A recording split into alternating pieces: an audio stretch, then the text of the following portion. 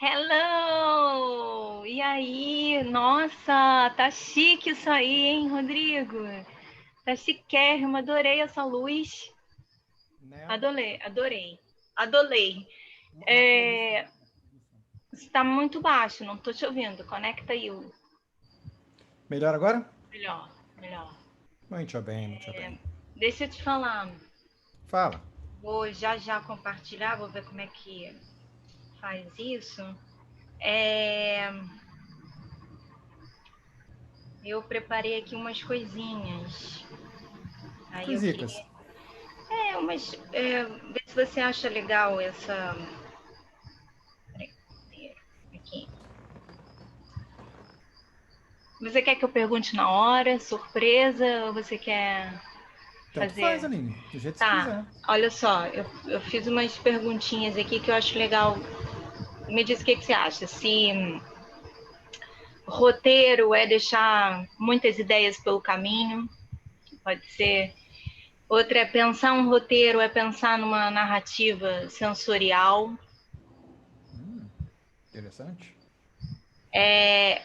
Quando a edição assume esse papel também de roteiro, tipo, você faz um roteiro para um filme, sei lá, ou, né? E a edição, ela também conta uma história, né? Também tem Claro. essa. Aí, funções de uma sala de roteiro. Aí, vou perguntar: é difícil ou meio esquizofrênico escrever vários personagens, assim? De... Bonitinho. É. E aí, depois era. Eu tô falando isso porque assim, eu não entendo nada de roteiro e se você acha que tá valendo.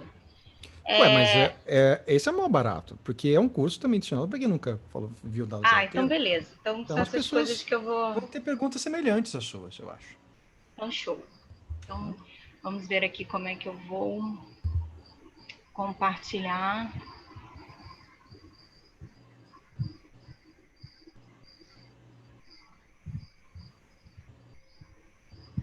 Live on Facebook.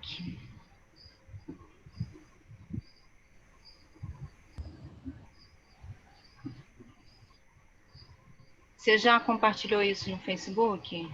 Nunca na minha vidinha.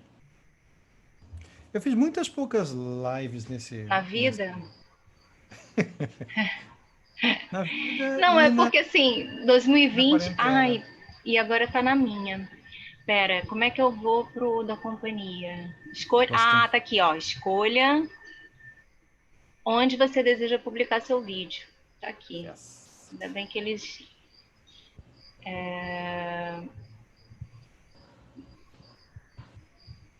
Uma página que eu gerencio.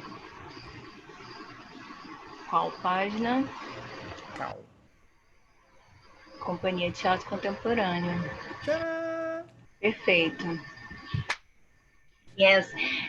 Não, porque a gente pensa assim, é, 2020 foi uma vida inteira, né? Assim, eu nunca fiz live antes de 2020 na vida. Pois é.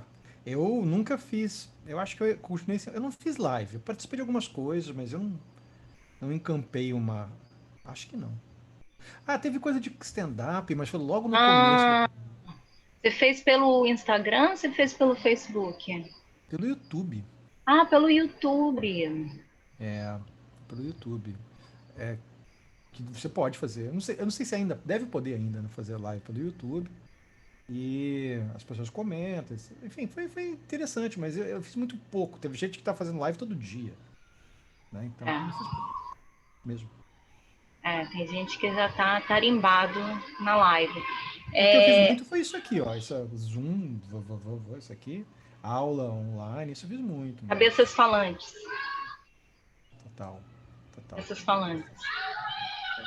Eu participei com o cachorrada do campeonatinho lá da de São Paulo, lá, meu Deus. Da Michele Tá. Galindo. Da Michelle. Uhum. O que mais eu fiz? O resto foi aula, cara. Só aula. Escrevi muito, escrevi que nem um condenado.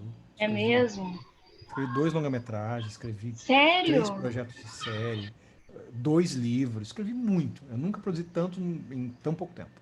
Poxa, que bacana. Foi muito bom. Um livro Mas e. deve lançar agora no final de janeiro, o Ah, outro lá pra frente, porque tá ainda em fase de edição, mas tá. Eu fiz muita coisa mesmo. mas, por exemplo, você escreve a minissérie ou o longa e Hum, você faz o que depois com esse material escrito? Você vai. depende, depende.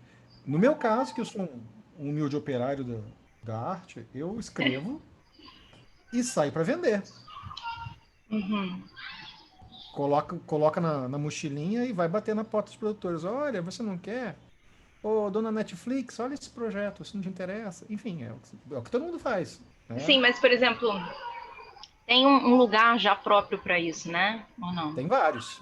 Tem vários eventos próprios para isso. Tem o Rio Ah, Content Marketing, por exemplo, que é um famoso evento que foi cancelado esse ano por causa da pandemia, né? ah, Mas o ano que vem eu vou, quer dizer, eu e a torcida do Flamengo, né? Vai chegar com trocentos projetos para que todo mundo, todas fez as muita pessoas que eu coisa, conheço, claro. fizeram muita coisa. Porque você ia fazer o quê? Né? Então, as pessoas escreveram muito. Eu tenho a impressão que vai ter uma renascença pós-pandemia de gente escrevendo, produzindo coisas que foram escritas e idealizadas na pandemia. Aham. Olha, vai entrar Hum, gente aqui. então entra todo mundo, quero todo Que mundo que entra. bom, que bom, que bom. É... Oi, Oi, você. Eduardo, tudo bom, querido? Bom, e você? Graças a Tudo Deus, jóia, que tudo tranquilo. bom. A gente vai ver se vai entrar mais gente, porque a gente já está transmitindo isso ao vivo. Nós já estamos ao vivo? Aí, eu já, Que eu já loucura. acho que sim. Acho que, deixa eu ver aqui. Engraçado é que no Zoom, é, no Zoom tá dizendo que tá preparing. Mas quando eu Prepare. entro lá no Facebook, deixa eu ver pelo celular. Quando eu entro no Facebook, Já está online ele no já Facebook? tá lá meio que aparecendo. Make. Make, tá numa. Deixa eu ver.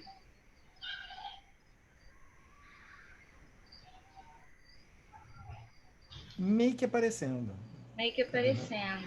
Então, se eu entrar no Facebook aqui, eu deveria ter uma. Olha, tá no ar, olha que Eduardo, eu vou interessante. só te tirar a imagem, tá? E isso. Obrigada. Mas fica por aí, não sai não, que eu acho que vai vir mais gente. Pode Vocês não, estão vai. vendo no, no Onde eu deveria estar Facebook? vendo? Na Da página da CIB? companhia. Deve ser no Deixa ao eu ver. vivo. Visão geral. Teatro contemporâneo. Tô aqui. Sim. É, bububu. Esse não tá ao vivo, não tem um negócio live. Aqui para mim tem vídeos, publicações, fotos. Vivo não tem. Não tem? Eu não tô vendo, pelo menos. Visão geral. Você tá no celular? No celular Ó, também não consigo entrar direito, né? Bom, mas aqui quando eu abro no outra para mim, aba aqui, transmitir ao vivo, aguardando, não, tá aguardando o vídeo ao vivo. no Zoom tá recording para mim aqui. Tá, não, isso a gente vai gravar de qualquer jeito. Mas eu só quero ver aqui se. Ah, recording. Não tá mais o. Pois é, tá recording.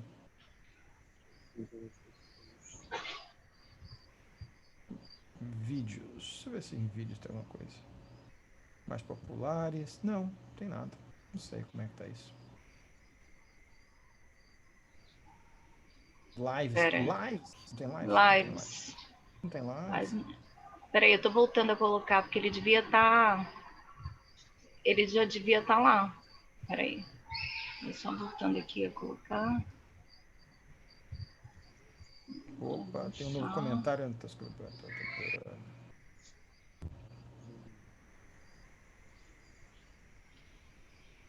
Ó, preparando pré-visualização da transmissão ao vivo. Preparando para. Transmitir ao vivo no Facebook.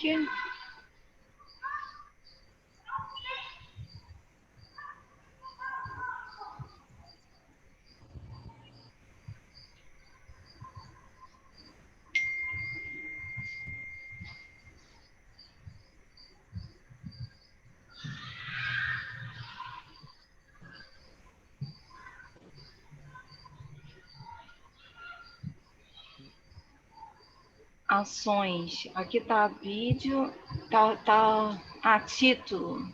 Será que eu tenho que botar o título aqui? Põe o título aí. Curso de Ah, roteiro.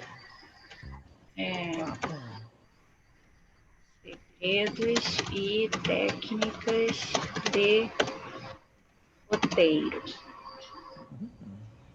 Tá aqui, claro, eu tinha que colocar isso, iniciar transmissão. Tcharam! A pessoa não dá o comando. Sem comando. Sem comando não. Não é possível. Agora sim, porque eu achei que, né, o Facebook fazia sozinho. Mas a gente tem que dar o comando. Mas, ok.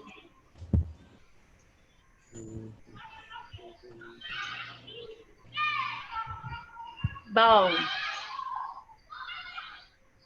Só Teatro Contemporâneo está ao vivo agora. Boa noite, boa tarde, bom dia. Maravilha. Bom. Rodrigo, amém. Acho que a gente está ao vivo. Nós estamos. Estamos aí. Apareceu aqui, ó. Live on Facebook. Nós estamos ao... Olá, Facebook, olá, internet. Sejam bem-vindos. Isso. Então, primeiro assim, muito obrigada, Rodrigo, por você aceitar esse convite, que primeiro assim é muito bom, sempre maravilhoso bater papo com você. E aí, não, é maravilhoso. A gente pode ficar a noite inteira falando. Mas ainda mais assim sobre essa. A gente estava antes de começar, né? Antes de começar a live, falando que o que esse tempo de pandemia fez com a gente, que muita gente começou a escrever, que você está com um montão de coisas aí, né?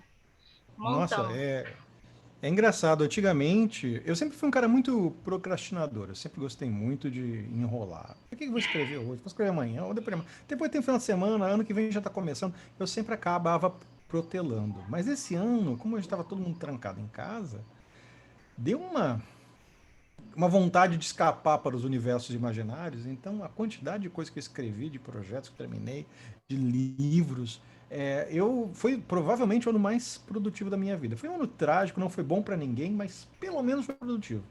Né? Eu imagino que a gente vai ter aí, assim que tiver todo mundo vacinado, bem, e essa pandemia tiver superada, a gente vai ter uma nova renascença da cultura, porque tanta coisa que tanta gente produziu que vai ser colocada no ar, que vai ser encenada, eu acho que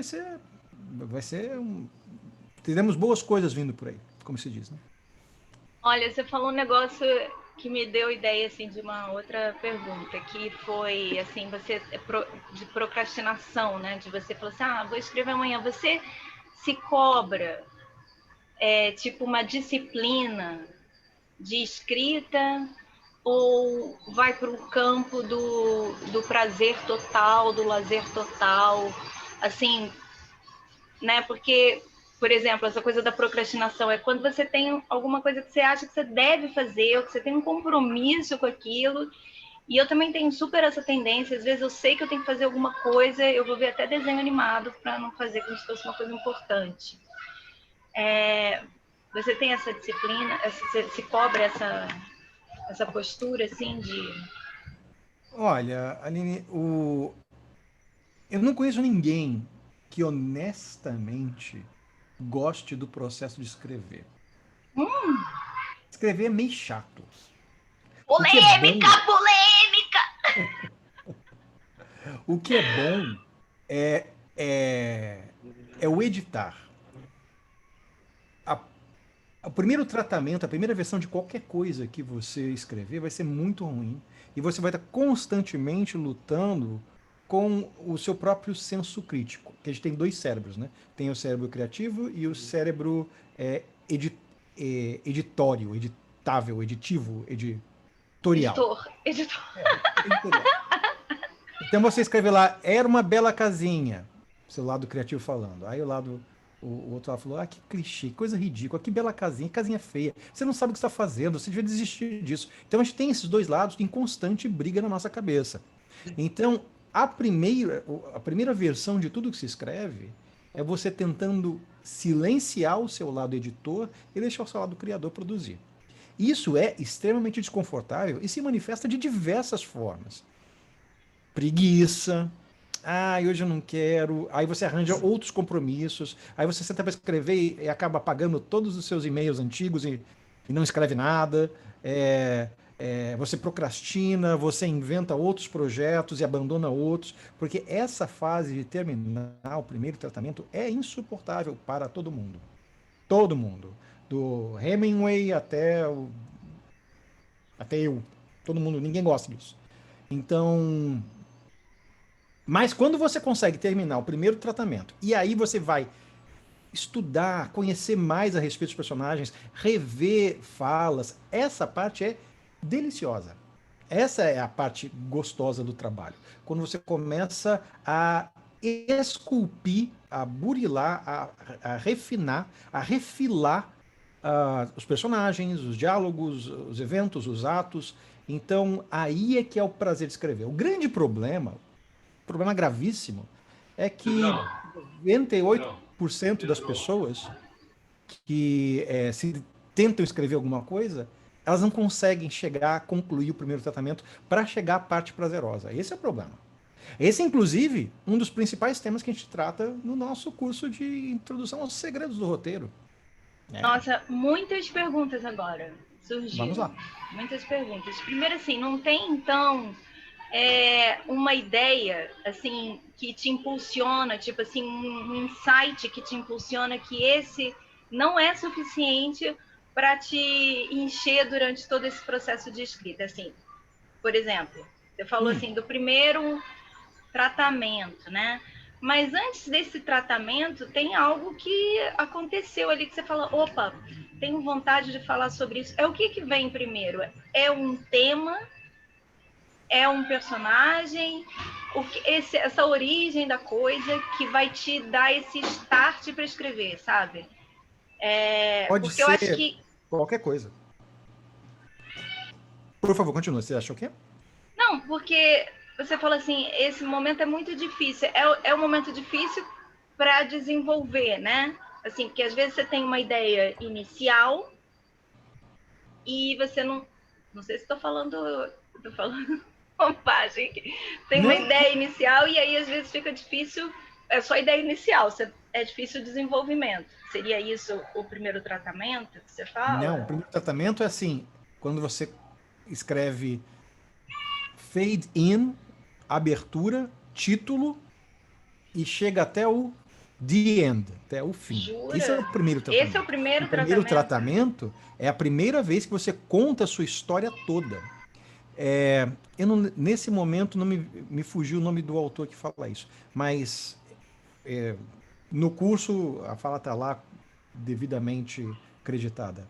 Mas o primeiro tratamento é quando você conta a história para si mesmo.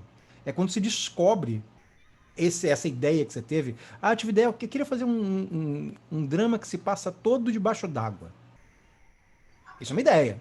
É uma ideia válida. Eu queria contar uma história sobre uma catadora de flores. Isso também é uma ideia. Todas essas centelhas são ideias válidas. Ah, eu queria romancear essa história que eu vi do cara que salvou o menino na correnteza, mas morreu afogado. Ok. Tudo isso é ideia válida. Todas essas centelhas criativas são bem-vindas. Mas isso não é o primeiro tratamento. O primeiro tratamento é o seu roteiro pronto pela primeira vez. O seu roteiro totalmente escrito. Isso é o primeiro tratamento. Eu lhe digo de saída que não existe primeiro tratamento de ninguém. Nunca houve. Algumas obras clássicas que nós conhecemos, elas foram terminadas no 20º tratamento, no 30º. Algumas no 3º.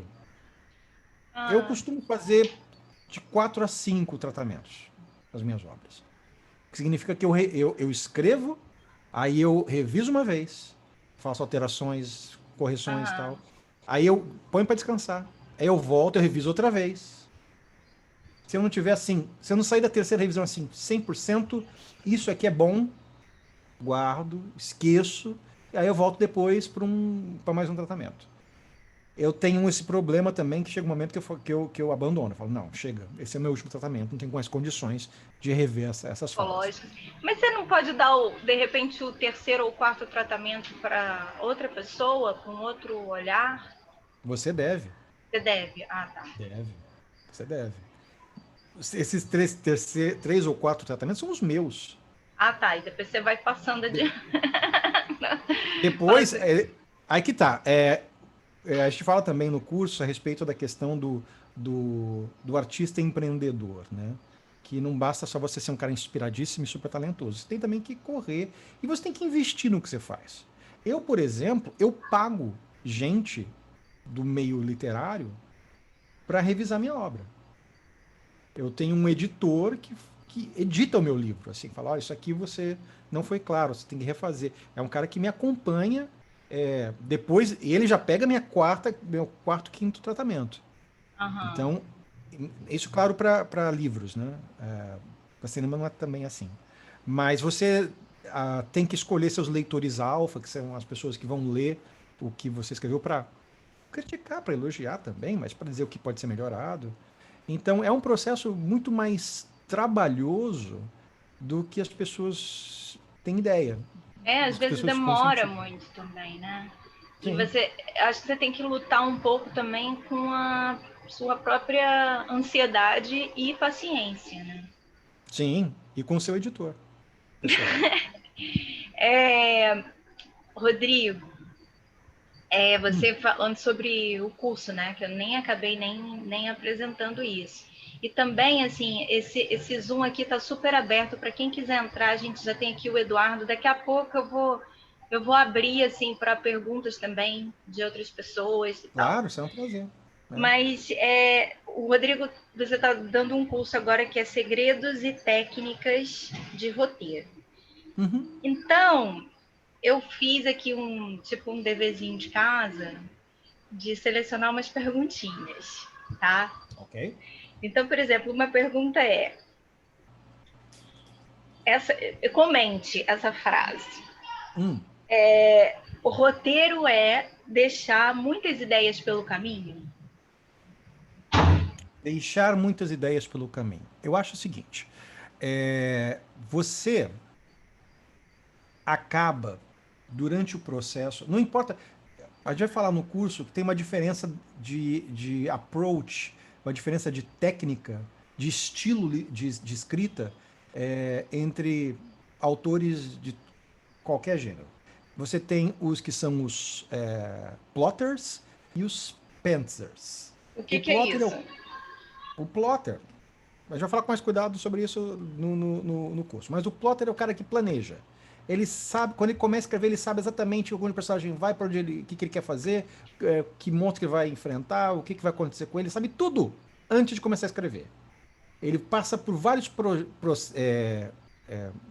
processos de planejamento antes de efetivamente concluir o roteiro. Esse é um plotter. Vem de plot, que é enredo em inglês. Então, quando o cara é um enredeiro, é um Aham, plotter, aham. ele não começa a escrever sem saber exatamente o que ele vai, para onde ele vai. Isso é tipo assim, um esqueleto das cenas, por exemplo. Ah, nessa Um, cena não, acontece vários. tal.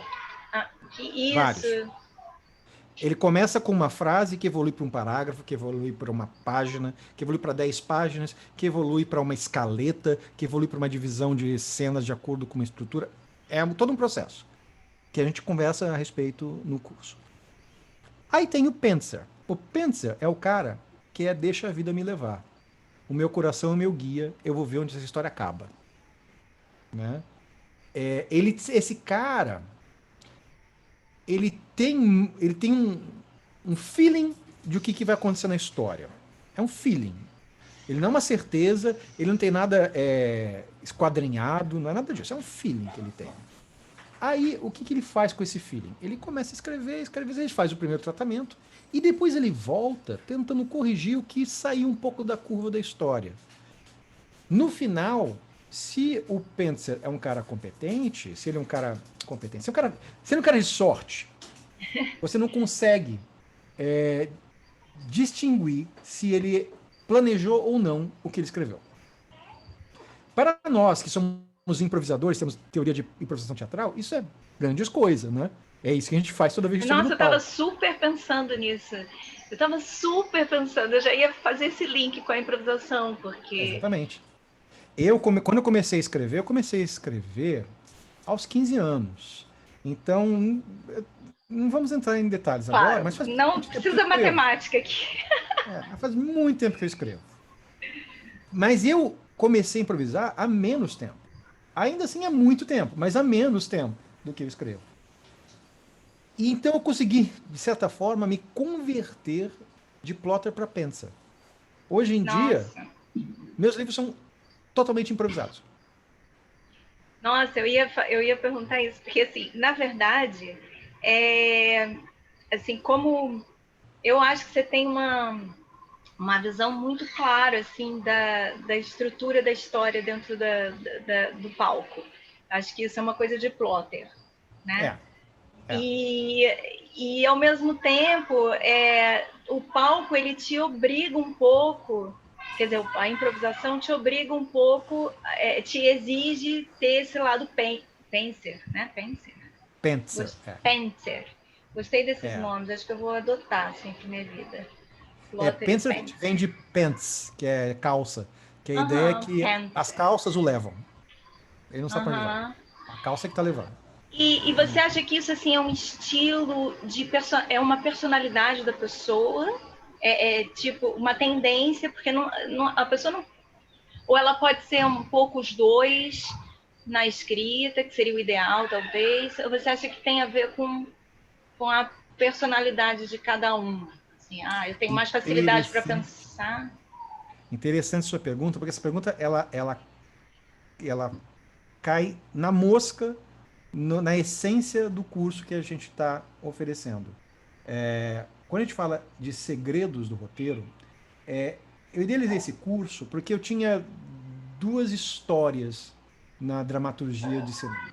Eu tinha uma história como acadêmico, porque eu fiz pós-graduação em roteiro, mestrado em roteiro de cinema, estudo roteiro, fiz curso em uma porrada de lugar no mundo, e tinha também uma vivência prática de roteiro. E eu notava que tinha coisas que se, não se tocavam. Tinha coisas que a academia falava, mas não explicava a essência, como, por exemplo, como é que o tema de um filme retrata o zeitgeist da geração, retrata o espírito do tempo. Isso é uma temática essencialmente acadêmica, Uhum. que a academia não te dá fórmulas para resolver isso. Eles analisam o filme, olha esse filme aqui como é que fez, olha isso, olha isso. Mas é tudo assim de análise, é distanciado. Já os cursos práticos de roteiro com roteiristas, eles falam, olha, aqui tem um problema no plot aqui o seu terceiro ato está com um problema aqui, não é assim que você formata. Mas eles não conseguem aproximar essas técnicas de uma essência do que você quer escrever. Então, as duas coisas são muito distantes. Por que estou dizendo isso? Porque, se você for fazer qualquer curso, qualquer outro curso de roteiro, o cara fala: olha, tem dois tipos de escritores no mundo: o plotter e o pentser. Se você é plotter, você escreve assim. Se você é pentser, você escreve assim. Ah, Acontece que não é bem assim.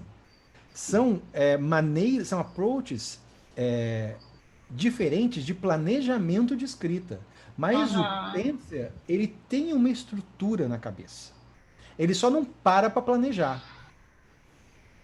Ele sabe que tem um começo, um meio e um fim, que cada cena tem uma estrutura que tem que levar a uma evolução gradativa da trama ou a um desenvolvimento do personagem. Ele entende a função dramática de cada parte do roteiro.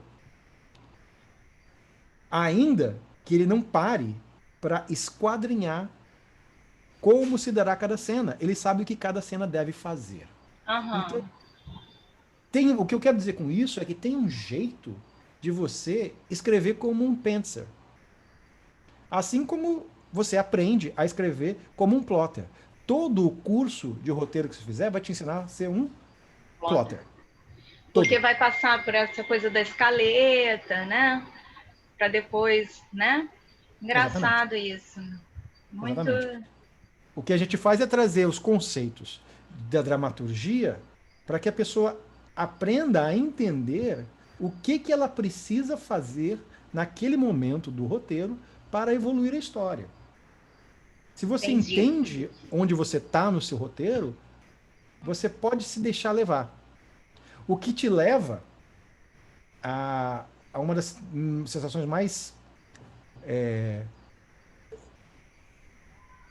Como é que eu vou dizer isso? A uma das melhores sensações de um primeiro tratamento, que é você ser surpreendido pela história, como autor. Ah, então, agora eu vou fazer um gancho. Você falou uma Digamos. coisa aqui, tem, vou justificar a minha pergunta antes de fazer, porque assim, tem tipos de texto que, pela forma como ele é escrito, pela pontuação, sabe, ele te obriga também a viver coisas. Por exemplo, se você não põe vírgula, se você lê, sabe, assim, te obriga a uma sensação, né, de taquicardia, não sei, sabe, ter essa coisa meio afobada. Então, isso é uma coisa. Então, eu queria saber se pensar, quando você pensa o roteiro, é pensar numa narrativa sensorial, assim, o que vai provocar em termos de sensações para o leitor. No caso, eu acho que isso envolve rubricas, por exemplo, eu lembro. E também, assim, tem várias diferenças, né, de texto. Um texto para audiovisual, um texto para teatro, mas, por exemplo, no teatro eu lembro muito do Nelson Rodrigues, que as rubricas dele é quase dizendo, olha, sinta isso, né? Ele é tão descritivo e tão nas rubricas que você consegue entrar dentro da cena para que... É isso. Você acha que Eu entendo o que você está falando. Tem a poética da literatura, né? Da verve Quando você está escrevendo um romance, ou escrevendo um conto, as palavras são o que. As palavras que você escolhe, a maneira como você estrutura as suas frases, dão um ritmo da história. Então você está dirigindo com a palavra. Né?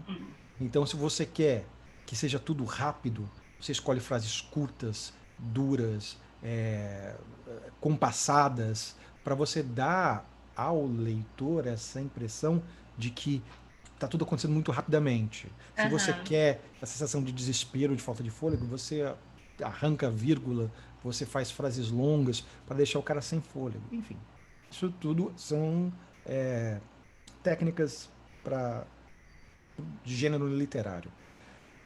Roteiro é um texto técnico. Então, quando você escreve um roteiro, você tem que ter em mente um outro universo de questões.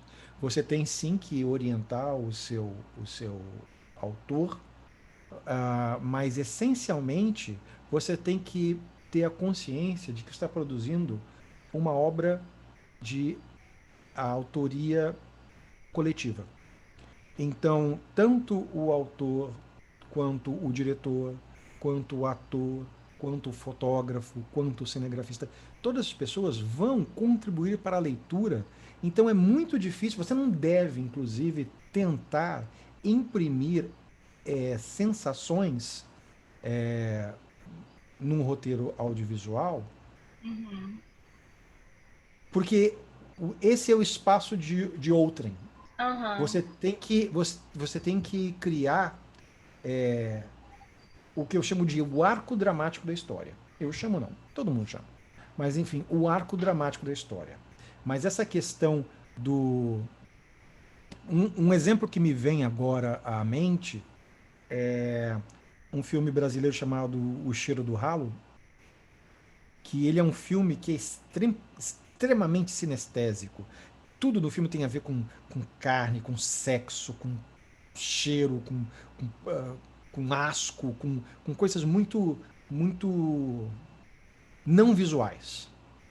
Então, o roteirista, que se eu não me engano também é diretora, estou falando aqui agora do bolsinho da camisa, não tem esses dados não. Mas ele faz algumas opções para tentar criar a personalidade obsessiva do personagem em torno do ralo, que tem um cheiro e tal.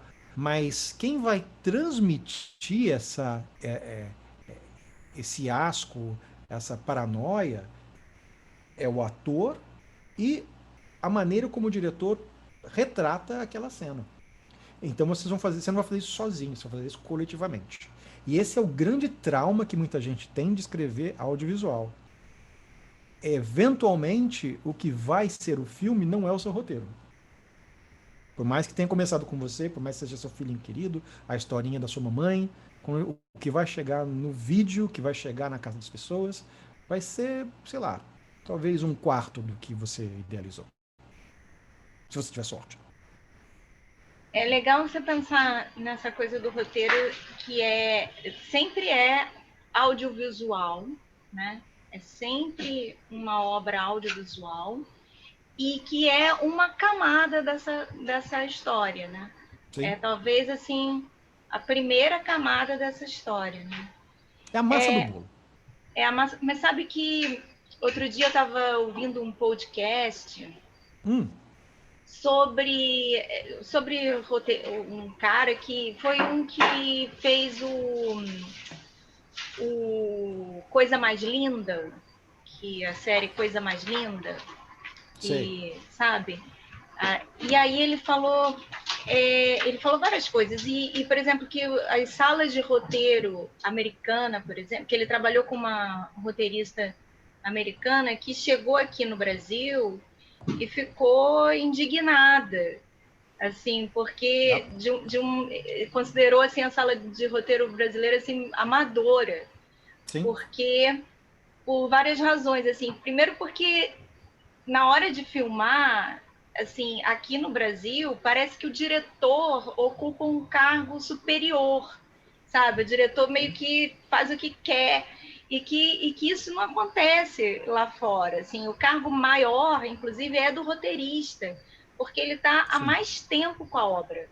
Assim, ele está vivendo aquela obra muito mais tempo. Quer dizer, a partir do roteiro que é contratado o diretor, que é contratado o resto da equipe.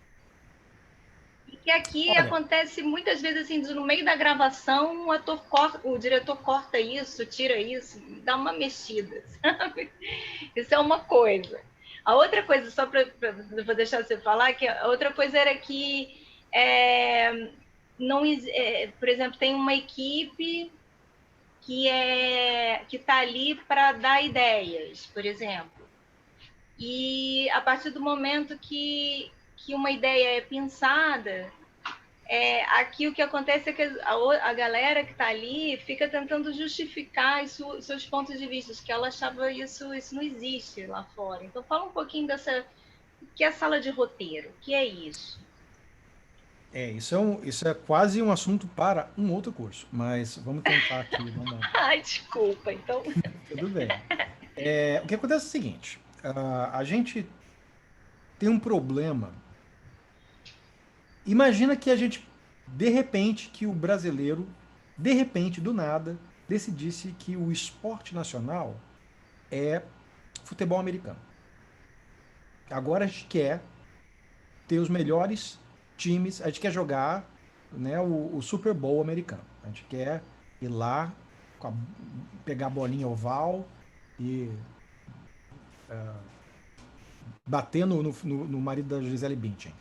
A gente desenvolveu uma paura para mostrar serviço em algo que não é muito a nossa praia.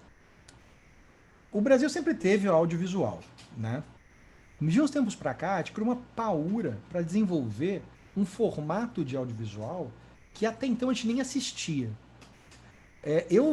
Quando eu era criança, eu me lembro do preconceito que existia com um seriado americano. Você fala, você assiste esses enlatados, né? Então era algo era algo de gringo. O seriado era algo de gringo. Foi só com o surgimento da internet que a gente começou a fazer download legal dos seriados. E quando a TV a cabo veio, que a gente pôde testemunhar a fase de ouro do renascimento da TV americana com seriados como Lost, House, Prison Break, Heroes. Quando a gente começou a ver os grandes seriados, Sopranos, Breaking Bad, que criou-se uma demanda para que a gente fizesse isso também no nosso mercado. Até porque a Netflix veio para cá, o streaming começou a acontecer aqui também. E a gente precisou desenvolver esse conteúdo para essas mídias. Só que a nossa indústria, o nosso mercado cinematográfico, que vivia de. Não vive mais, né? Mas tinha Ancine, tinha os fomentos, a gente faz um filme aqui, outro ali, aí o cineasta de carreira ativa faz 4 filmes na vida. E de repente a gente teve que começar a trabalhar no ritmo que os gringos faziam. E o ritmo dos gringos, a maneira como os gringos trabalham, é muito diferente de como o roteirista brasileiro trabalha. O que é o writer's room? O que é a sala de roteiro? A sala de roteiro é quando você tem um roteirista, que é o dono da bola, que é o dono da brincadeira, que é o showrunner, e ele é o cara que pensa o arco da temporada. Ele pensa tudo que vai acontecer na série. Foi ele que idealizou a série. Ele que vai tocar a série. E ele, para desenvolver lá os 10 episódios da temporada, ele atribui a grupos de trabalho, que são os roteiristas da sala, um episódio, outro você escreve esse, você escreve esse. Eles juntos traçam como é que vai ser a temporada. Aí, Zezinho, você vai escrever o primeiro, você vai escrever o segundo, eu escrevo o terceiro, aí depois a gente troca e vê, e a gente fecha o texto, e eu, showrunner, eu fecho o texto final. E ninguém vai mexer nesse texto final. Quando chegar no diretor, o diretor não vai trocar uma vírgula do meu texto, porque esse é um trabalho protegido por sindicato. E o sindicato dos roteiristas americanos é pesado. Lá não tem brincadeira. Aqui, toda vez que um dono de produtora decide pegar uma verba da Ancine, ele escreve qualquer coisa e coloca a secretária dele para assinar como roteirista e põe o projeto para o ar. Infelizmente ainda é assim. Estou dizendo que não tem roteirista profissional, pelo contrário, tem excelentes roteiristas no Brasil, felizmente. Mas eles estão vivendo, eles estão correndo atrás de uma bola que, né, assim, em termos práticos, para vocês entenderem, para você ter uma temporada de uma série de 10 episódios, você vai ter mais ou menos uns 6 meses de sala de roteirista. Aí tem uma verba do projeto para a sala de roteirista. É uma sala com, sei lá, 7, 8 roteiristas mais o showrunner. Sabe qual que é a verba, em média, para um projeto desse? R$200 mil. Nossa. Para a sala de roteiro. Para o cara trabalhar 6 meses e dividir isso com 7 pessoas. Como é que dizer, aí você já vê a consideração que se tem por isso, né? Assim, não é visto, realmente, não é visto como mais importante, né? Não, ainda tá muito engatinhando essa brincadeira ainda. Agora, talvez com a chegada do Disney Plus, eu soube que a Netflix ficou muito irritada com os primeiros resultados da dramaturgia que eles produziram aqui, não gostaram de nada do que foi feito. Daqui do Brasil, sério? Acharam tudo ruim. Não estou aqui para concordar ou discordar, mas acharam. E trouxeram um outro gringo ou gringa para tentar arrumar, porque eles não estão satisfeitos. A qualidade, se você for comparar com o que... é difícil, é injusto comparar. Porque os caras lá fora têm mais dinheiro, mais experiência, mais know-how. É difícil mesmo, né? Não, então... e acho que é uma maneira também de pensar, né? Ainda aqui está muito essa coisa, uma ideia na cabeça, uma câmera na mão, né? Vou contar uma experiência própria minha que quando eu era mais jovem, eu ganhei um concurso de roteiro e o prêmio era que o curta-metragem fosse feito e apresentado no cinema em São Paulo. Ganhei, fiquei muito feliz. Putz, grila. Quando eu cheguei para assistir, Ah, o meu filme que eu ganhei, o prêmio, era primeiro outro. colocado, o filme, Aham. eu descobri que o diretor pegou o roteiro 2 dias antes, os atores pegaram o texto no dia, eles não decoraram o texto e improvisaram as falas. Ai, Ou seja, não era o seu, não era o seu.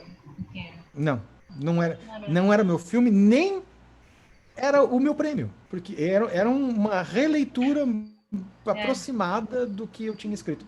Então, essa é a realidade do mercado audiovisual brasileiro. Parece, para quem está de fora vendo, que está pegando, nossa, agora olha só, tem uma série nova que com fulano de tal da Globo, tá? Mas só parece por enquanto. Ainda a coisa ainda não está no ponto da gente poder falar. E o mercado tem muito isso. Você apresenta o projeto e fala, interessante, você vai ter sala de roteiro? O produtor, o dono da produtora perguntando para você, você planejou aqui no seu projeto uma sala de roteiro? Eu falei, sim, planejei. Quem vai estar na sua sala de roteiro? Aí você fala, sei lá, fulano, fulano e fulano, fulano da novela, fulano, né, você cita lá 5 medalhões, né? Aham. Ah, tá. Eu não tenho essa verba. Eu tenho 5 vezes menos essa verba. É pegar ou largar. É. Aí você não pode fazer com esses medalhões, né? É. É assim que funciona.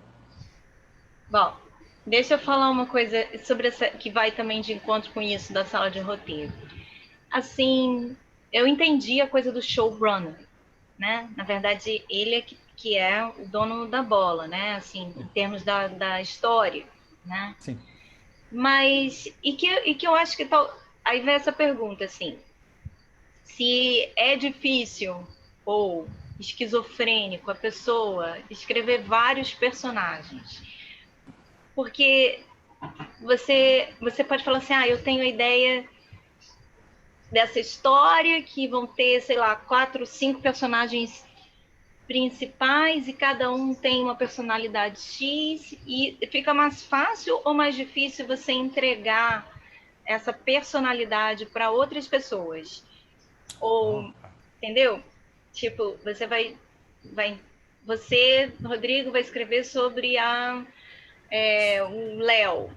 Fulano de tal vai escrever sobre outra pessoa, a certo. Carol, sabe? Então, a pergunta é se é difícil ou não, ou se é melhor ter outros escritores trabalhando com você na sua obra. E sobre Olha, essa coisa dos personagens. depende muito do que a gente está falando em termos de obra. Se está falando de um seriado, de. Se a gente está falando de um seriado ainda no formato antigo americano de 24 episódios, de meia hora. Se a gente está falando de um sitcom, se a gente está falando de Friends, vamos dizer, Friends. A Martha Kaufman era a dona, era a showrunner, né, do Friends. Ela, a sala de roteiro do Friends tinha 15 redatores. Então, o que eles faziam? Eles dividiam. Cada episódio tinha dois plots. Plot A e plot B. No plot a Phoebe e o Chandler iam pro shopping e no plot B a Rachel estava procurando o anel que caiu debaixo do sofá. Então, uma dupla de redatores resolve o plot A e outra dupla resolve o plot B. Enquanto isso, outros pares já estão trabalhando no segundo episódio, no terceiro episódio. Então eles estão sempre trabalhando 4 episódios ao mesmo tempo. Como você pode perceber, não tem como ter uma pessoa que escreve a Phoebe sempre. Não existe. As pessoas têm que aprender, têm que pegar a embocadura do personagem. Com o tempo, é por isso que eu sempre falo que é muito mais legal. As melhores temporadas de séries são a segunda e terceira em diante. Porque na primeira temporada eles ainda estão achando isso. Achando como é que esse personagem fala, as coisas que ele gosta ou não, como é que ele reage. Então isso é um processo de aprendizado. Se você está num processo grandão como esse, um processo profissional, você não tem escolha. Você não pode escolher, não, só eu escrevo esse personagem. Não é assim que funciona. Se você está num processo mais modesto, você até pode fazer isso. Você até pode falar, não, eu vou escrever. ah, a gente vai ter cada episódio baseado num personagem e os episódios baseados no personagem X, Y e Z, eu escreverei. Isso é possível, como showrunner você pode fazer, mas depende do tamanho do bicho. Né? E também, por exemplo, num formato bem mais independente, que você não tem sala de roteiro, que você é você sozinho, que você escreve todos os. Você acha que isso corre o risco de ficar tudo um pouco mais do mesmo, assim, um pouco o mesmo personagem aparecendo com outros nomes, corre o risco de ficar o mesmo tipo de fala, sabe?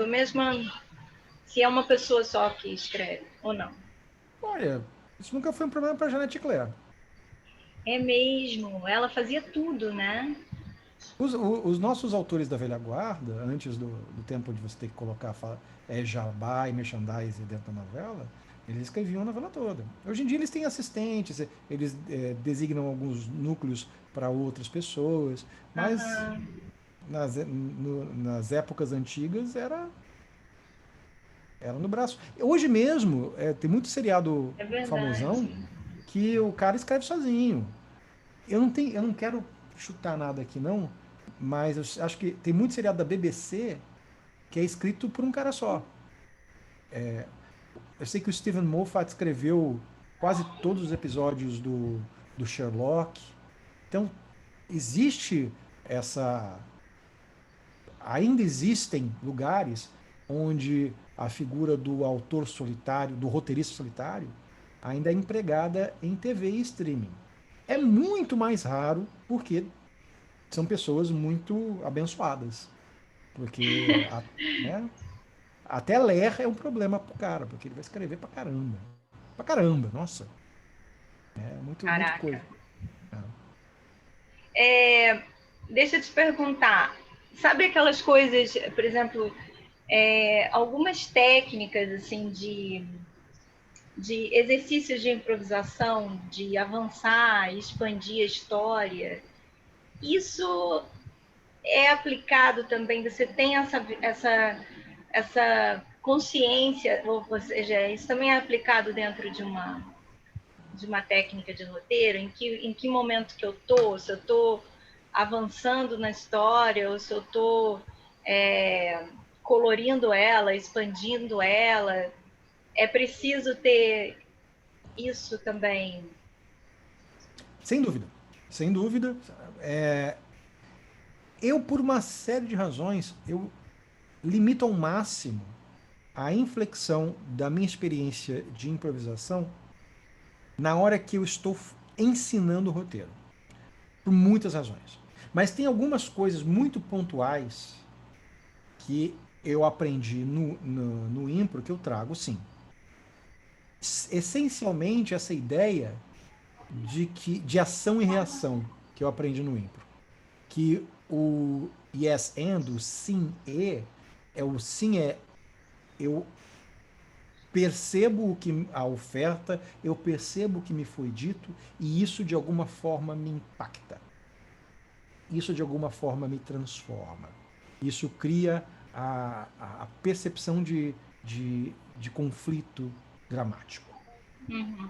Isso, para mim, é o segredinho da construção da cena. A cena, ela tem. O personagem tem que acabar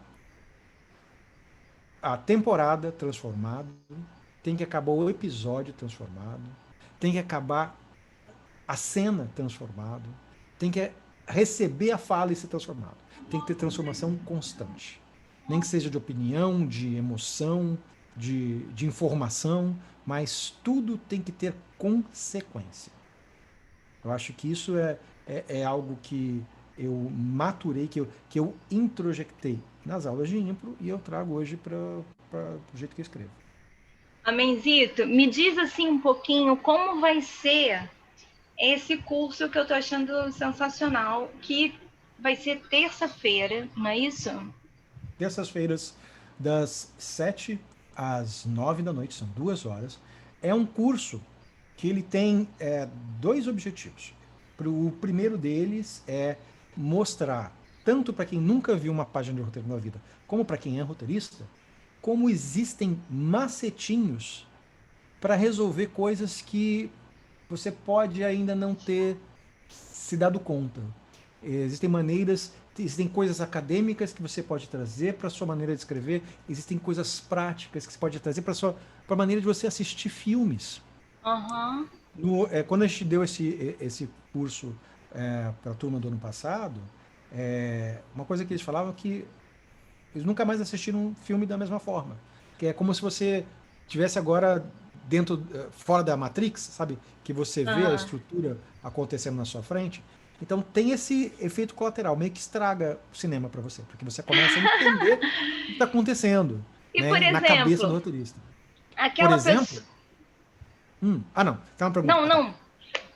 Também ia falar sobre isso. Assim, no curso tem exemplos práticos de É, coisas esse, que. esse é o meu segundo objetivo. Meu segundo objetivo é que a pessoa comece a escrever. Depois da primeira aula, que ela sente e comece a escrever uma história. Né? Independente dela querer ser cineasta ou não, dela querer trabalhar numa sala de roteiro ou não, dela querer ser uma autora de livros infantis ou não, eu quero que a pessoa experimente essas ferramentas na construção de uma dramaturgia. Então, é um curso que é muito prático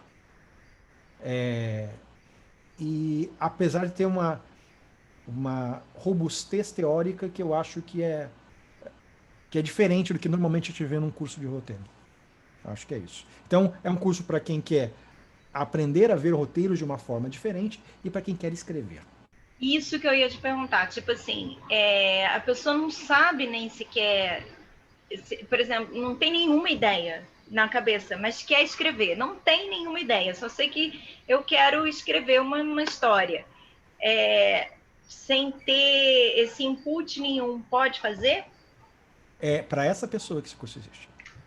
Porque Oba, sou se eu. essa pessoa for fazer um curso de, se essa pessoa fazer um curso de roteiro normal, ela vai chegar lá, o cara fala, bom, agora vamos aprender como é que você formata uma página de roteiro. Aí aqui você tem que ter o seu primeiro ato, que é formado assim, segundo ato. E você não chegou na fase de poder destrinchar sua história. Você ainda. A história não é uma coisa consolidada para você. Você ainda não entende como essa ideia na sua cabeça vira uma história. Então, normalmente um curso de roteiro é uma coisa para quem já sabe que história contar. E normalmente quem É. vai, quem vai procurar uma formação acadêmica para falar sobre isso, vai falar de semiologia, vai falar de semiótica, vai Aham. estudar neorrealismo italiano, mas não vai efetivamente escrever aquele texto. Então é um curso que usa essas duas pontas para ajudar esse cara que não sabe o que faz com essa vaga ideia que tem na cabeça. Eu vou abrir agora. Eduardo está aqui com a gente. Oi, Eduardo. E. Peraí, deixa eu desmutar ele e ver se é, alguém gostaria também de perguntar alguma coisa, ou tem alguma curiosidade sobre essa coisa de escrever roteiro, né? Sobre a oficina mesmo. Então, quem tiver alguma pergunta, esse é o momento, pode ou levantar a mãozinha. Eu estou tentando acompanhar aqui o Zoom e o Facebook ao Muita mesmo coisa. tempo. Eu acho que o Facebook tem um delayzinho, assim. Acho que a gente está um Tem. tempinho à frente. Tem sim. Então, assim, ou vai pelos comentários do Facebook mesmo, ou vai por aqui pelo chat, ou levanta a mãozinha. Deixa eu te falar, esse curso que você vai dar, que começa a semana que vem, ele tem 4 encontros, né? Sim, Ele 4 começa encontros. assim num primeiro módulo, não é isso? Uhum. Ele começa num. O primeiro módulo são 4 encontros, né? A gente acabou, foi até uma consequência do trabalho que a gente realizou com a primeira turma. Chegamos ao final do quarto módulo e falamos, não, peraí, tem muito mais coisas que a gente precisa falar, né? A gente precisa continuar. Então, a pedido dos alunos, a gente desenvolveu um segundo módulo, um terceiro módulo, um quarto módulo. Mas esses módulos são modulares. A Assim, pessoa não não precisa fazer o teu primeiro para fazer o segundo, ou o Ou teu, vice-versa. ou Você pode vice-versa. fazer só o primeiro e estou satisfeito, obrigado. Ou você pode fazer o primeiro e o terceiro, porque cada um deles trata de um tema em específico. Por exemplo, o nosso segundo módulo é só sobre criação de personagem. O terceiro módulo, se eu não me engano, é diálogo. Só se falar sobre como falar de diálogo. E o quarto módulo é como finalizar a história. Só problemas e soluções para o fim da história. Então, Nossa, muito são interessante. coisas, são coisas que são completamente é, conexas, mas ao mesmo tempo podem ser vistas em separado. Aham. Mas nesse primeiro a gente vai entender como é que você espija a sua ideia até um argumento, como é que esse argumento vira um roteiro, que tipo de coisa tem que fazer com o roteiro, vai entender quais são as camadas do bolo de uma boa história. Então tem algumas coisas. Nossa, eu ia perguntar isso. O que faz um roteiro ser bom e um roteiro ser ruim? Exatamente. Nossa. O que faz um roteiro ser bom? É uma pergunta muito difícil, porque um roteiro em si não é uma não é uma peça terminada. Um roteiro é uma é um documento que vai nortear a produção de uma obra. Então, um bom roteiro, ele não é necessariamente a indicação de um bom filme. Sério? Não necessariamente. É. É, quem fala isso? Eu acho que eu não sei se é o Orson Welles. Tem um cara que fala que você pode perfeitamente fazer um filme ruim a partir de um bom roteiro. Mas é Nossa. impossível fazer um bom filme a partir de um roteiro ruim. Então, é uma questão assim meio dramática, vamos dizer. Nossa, Mas por exemplo, mas você quando está vendo uma obra assim, você consegue, você consegue identificar, putz, o roteiro era bom, ou poderia ser bom, mas o resultado eles não conseguiram, assim, você consegue ter esse distanciamento, assim, para ver? eu consigo, nossos alunos conseguem hoje. Depois que você entende a estrutura do que deveria ser, você percebe por que um bom roteiro acaba sendo subutilizado, acaba sendo, enfim, subaproveitado, né? Se você está me Dá pedindo uma um coisa assim, ai exemplo, meu Deus, se eu tivesse ali, se eu tivesse pego. algo assim, algo assim. Um exemplo que me vem à cabeça agora é o Assassinos por Natureza, que Ai, é um eu roteiro, amo esse filme. é um roteiro do Tarantino, que eu Ah, acho que a direção, mão pesada, fez ele ficar kitsch. Ficou assim. jura? Eu acho ele. Ai, cortou meu coração agora. É um É dos um filme meus. que eu acho que seria muito melhor nas mãos de outro diretor. Muito melhor. Ah, Eu acho um filme assim. ah, eu acho que os excessos estilísticos do filme meio que embotam a história um pouco. entendi. Ele ficou. Entendi. É tipo, ficou over, né? Assim, tem muito. Entendi. Né? Puxa. E uma série. Uma coisa que posso dar uma cutucada aqui Opa, também, sinto, porque pode porque cutucar. eu também adorei e você falou não. essa série não é mais legal, é o Breaking Bad. Eu também amei o Breaking Bad, amei. Mas eu lembro assim que eu sou até meio novata, quer dizer, acho que eu já não sou mais, mas assim, eu entrei no Netflix muito depois de todo mundo, assim, muito depois. E aí a primeira série que eu embarquei, assim, que eu fiquei assim, quase que virando a noite vendo, foi a primeira temporada do La Casa de Papel. Uhum. E aí eu lembro da gente ter uma conversa sobre isso. Aí você falou, não, é porque você não viu o Breaking Bad. O Breaking Bad é a série. La Casa de Papel não... E aí eu já ouvi algumas pessoas também com esse tipo de... Algumas poucas pessoas com essa opinião também. La Casa de Papel, mas que virou esse fenômeno. Isso é um exemplo de quê? Tipo, La Casa de Papel seria um exemplo de quê? Um exemplo de quê? Por que você acha que não foi um, uma... Ah, Por que você tá. acha que... Por que eu acho que Casa de Papel é ruim? Tá. Eu acho que Casa de Papel é ruim porque é um... Existe uma coisa que a gente chama de realidade diegética e a realidade dramatúrgica, né? Ou seja, quando um roteirista cria um universo, ele cria as leis desse universo, né? Você fala, pô, isso aqui é uma história que podia se passar na vida real, né? É uma crítica à nossa sociedade como está agora. E aí você subverte a lógica dessa realidade para forçar caminhos e forçar dramaturgias. Se você apressa uma relação só porque você precisa andar com a história, se as transformações dos personagens não são merecidas, não são bem estabelecidas, você cai no dramalhão, você cai no, no surrealismo, né? Uhum. As relações,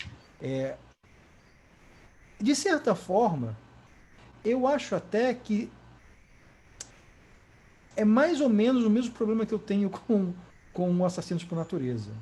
É que há uma estilização da realidade que é só quando é conveniente, né? Só quando eu quero que os meus só quando eu quero que os meus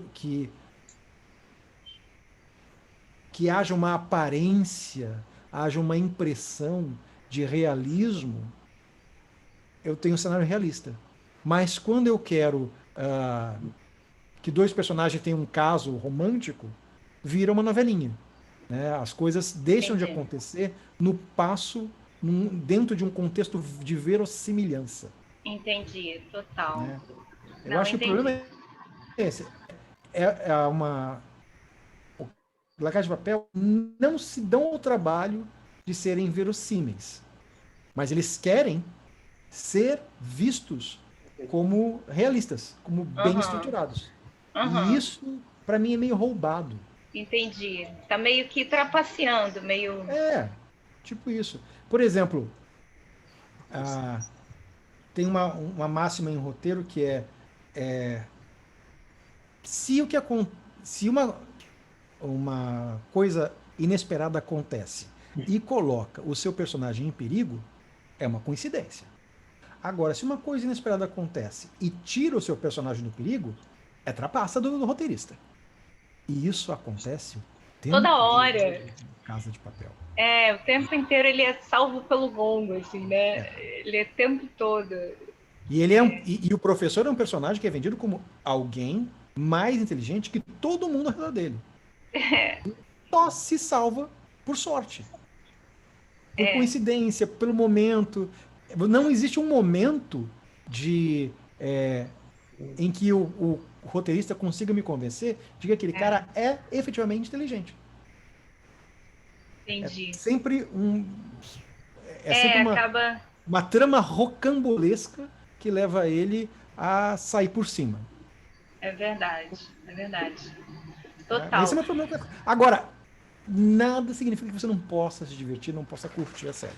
A série... Não, eu lembro também de um ano que a gente, quando chega nessa época do Oscar, que você assiste todos, né? Você assiste todos os... E eu lembro que uma vez também, né, quando foi aquele ano que teve o Quarto de Jack, que também é outro filme que você falou, olha, esse filme é foda. E realmente fui ver esse filme e até hoje é aquele filme que até hoje você tem cenas, virou referência, você tem... E é uma produção aparentemente simples, né? Sim, aparentemente um super... cenário. Um cenário, assim. Você vê que como... Um cenário, dois personagens, dois atores maravilhosos, mas você percebe as sutilezas, a elegância do roteiro. Não tem verborragia, não tem ninguém... Excesso, né? Não tem excesso, não tem uma coisa que eu acho horrível, que é o diálogo expositório, né? Que é aquele diálogo que só serve para informar o público do que está acontecendo. Uhum. Que eu acho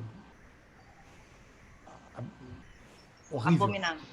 Abominável. A pior forma de roteiro. Meio que tratar o espectador, parece que o espectador não tá entendendo, né? Parece que o espectador não tá entendendo, então você tem que... Ó, o Eduardo fez uma pergunta aqui. Obrigada, Eduardo. Show de bola. Eduardo, participa aí. Ó, ele fez uma pergunta que é: o que te inspira? Qual é, talvez seja o ponto de partida, né, Eduardo? Assim, o que te inspira a fazer um roteiro? É uma excelente pergunta, porque depende a essência. Eu dou aula de inglês e tem nada que me irrita mais quando a gente pergunta para um aluno como é que foi seu fim de semana? Ou você gosta de pizza? Ele fala, depende. Depende é uma péssima resposta. Então eu não vou te dar a resposta, depende. O que me inspira a escrever um roteiro? Quando eu tenho uma ideia de algo que é essencialmente visual, é algo que é algo que acontece através de ações, através de movimento, através de luz. Eu tendo a migrar para o audiovisual. Vou te dar um exemplo. Sim. Eu tenho um projeto de série que eu já coloquei na mochila e já vendi. Já tentei vender com um monte de gente. Que a minha inspiração era a seguinte: eu fiquei sabendo que o Thomas Jefferson, que é um dos caras da história americana, um dos fundadores dos Estados Unidos, ele escreveu uma Bíblia, quer dizer, uma versão da Bíblia, onde ele ignorou ou deixou de fora, ou minimizou, ou repensou todos os milagres da Bíblia. Então, uma Bíblia sem milagres, né? Sem nada sobrenatural, porque ele é um cara muito assim racional e tal, então escreveu uma Bíblia sem milagres. E essa ideia me deixou assim muito impressionado, porque eu fiquei pensando, poxa, que coisa sensacional, né? Que coisa incrível deve ser você... Imagina esse mundo dessa Bíblia, um mundo onde Deus e o diabo são pessoas sem poderes e estão lutando pela influência dentro de suas comunidades, tentando tirar a gente um da comunidade do outro. Então eu pensei que eu precisava... imaginei uma cidade onde você tivesse um pastor, uma figura dominando seu rebanho com mão de ferro, influindo nas vidas, dizendo quem pode fazer isso, quem não pode, e de repente surge do lado dessa cidade um circo. E nesse circo tem jogatina, tem strip, tem bebedeira, tem tarô, tem jogo de búzios, tem drogas e a tensão que gira entre o pastor tentar tirar as pessoas de lá e o dono do circo tentar convidar as pessoas para vir para o circo. E isso virou essa representação da cidade estoica e do circo colorido e meio gótico. Eu visualizar isso me levou a criar o roteiro desse seriado, em que cada episódio seria, na verdade, um repensar de uma história da Bíblia. Só que a gente reposicionaria cada um desses caras dentro da cidade ou do circo, né? Então, é um repaginar visual da história da Bíblia a partir da ideia do Thomas Jefferson. Então, isso é para dizer que tudo pode ser um estímulo, tudo pode te inspirar, assim, é você um pouco estar aberto e estar sensível, né, para qualquer influência, né? Tudo pode te influenciar. É isso um pouco a resposta? Sim, é tudo uma questão de o que você consegue visualizar. Se você consegue ver isso, você consegue ver esta cena. Vou te dar uma contrapartida. Eu escrevi recentemente um livro que é sobre um psiquiatra enlouquecendo. E ele se passa todo dentro da cabeça do psiquiatra. Então, é um universo muito íntimo, muito pouco visual. É muito o que ele pensa, a maneira que ele pensa, como ele pensa, o que ele imagina que as outras pessoas estão pensando, o que ele pensa que ele viu, mas não sabe se viu. Então, é uma coisa muito menos filmável, vamos dizer assim, né? Então, o que me inspira para escrever um audiovisual são cenas que eu consigo visualizar.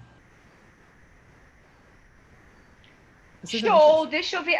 Peraí, deixa eu ver se tem alguma pergunta. Eduardo, tá respondido? Você ficou. Você quer perguntar mais alguma coisa? Eu piorei, né, Eduardo? Piorei tá respondido? Eu devia ter falado depende. Eu sei.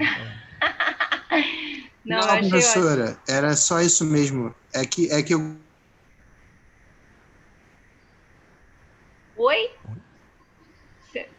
Será que. Oi? Fala, Eduardo, fala. Eduardo? Então tá.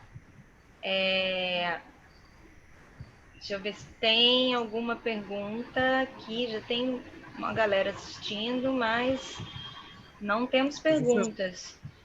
Bom, então, gente, olha só, para a gente reforçar a ideia, assim, qualquer pessoa pode escrever, e eu acho que isso é tão legal quando você abre um caminho para sua mente também, né? Por exemplo, eu acho que para mim vai ser muito bom, porque às vezes passam muitas coisas na minha cabeça e eu não coloco no papel, e às vezes eu fico também essa autossabotagem também, né? De você achar, eu não vou desenvolver isso, não. Sei lá, é só uma centelha, como você falou, assim, é só uma centelha. E às vezes não, você descobrir também esse prazer de você abrir uma história, né? Ou de você encontrar uma história, porque também você não precisa estar com ela toda pronta, você pode ir encontrando, assim como na improvisação, você pode ir encontrando essa história. E é incrivelmente prazeroso quando você, é isso! Agora eu entendi o que eu estou fazendo, qual o sentido da vida. Não. Então, assim, quem quiser saber mais ou saber como é que as aulas começam na semana que vem, entre em contato com a gente, manda um direct, uma mensagem, um e-mail, ou liga mesmo, fala com a Adriana, porque a gente vai estar respondendo essas questões. Sabe o que eu queria fazer? Estou me sentindo assim muito, como é que diz, apresentadora, sabe, de programa de entrevista. Sim. Eu queria fazer igual a Marília Gabriela. Assim. Queria fazer assim, para a gente terminar, uma frase, uma citação, sabe aquela coisa? Uma frase, uma citação, um pensamento, uma música. Como você gostaria de terminar essa live, que quem não viu, não se preocupe, que vai ficar gravado e a gente vai deixar um tempo aqui, porque tem muito papo bom aqui. Certo. Então eu tenho que escolher uma live ou uma música, como é que é? Não, uma citação, uma frase, um pensamento, um mantra, uma filosofia de vida, uma crença, ou também uma letra de uma música.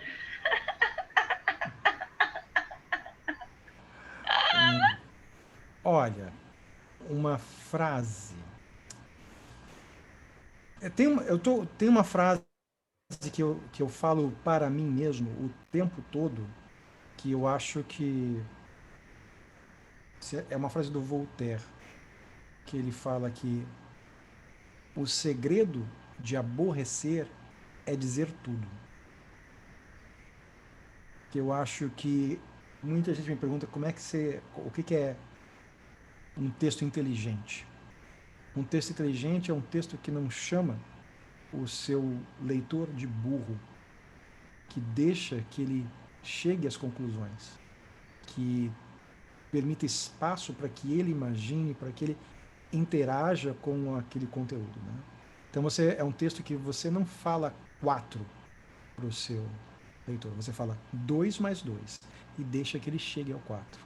Então eu acho que tem uma grande lição de roteiro, de texto, de dramaturgia, que eu sempre gosto de passar para meus alunos é esse. O segredo de aborrecer o seu público é dizer tudo. Não diga tudo. Diga o necessário. Isso, nossa, que lindo, né? Às vezes, assim, muito. É o não dizer, eu também super acho, assim, o não dizer às vezes é mais forte, né? E tem uma coisa de também. Eu acho isso fantástico em qualquer obra, inclusive, assim. Teatro também, eu acho isso incrível, quando você traz o espectador como ele é uma atitude ativa, é uma atitude, sabe, ativa com a sua obra, sabe? Ele também está colaborando para esse entendimento, sabe? Você não precisa dar tudo mastigado. Concordo, total, total. Segredo é a alma do negócio. Que horror! Frase clichê. E com essa a gente acaba aqui. Amém. Foi maravilhoso, assim, acho que é um tema que cada portinha que a gente abre 500 portas, né? Assim, cada coisinha que a gente fala tem um montão para ser mexida, né? Um montão para a gente descobrir. Foi Muito assim que 4 obrigada. semanas viraram 16 para mim. Foi assim que 4 semanas viraram 16. Dessa vez acho que eu vou fazer, hein? Porque terça-feira é bom para mim. Vai ser Então, show. obrigada e a gente fecha por aqui, pessoal. Obrigada, hein? Show de Beijo, bola. queridos. Tchau. Beijo. Tchau, tchau, gente.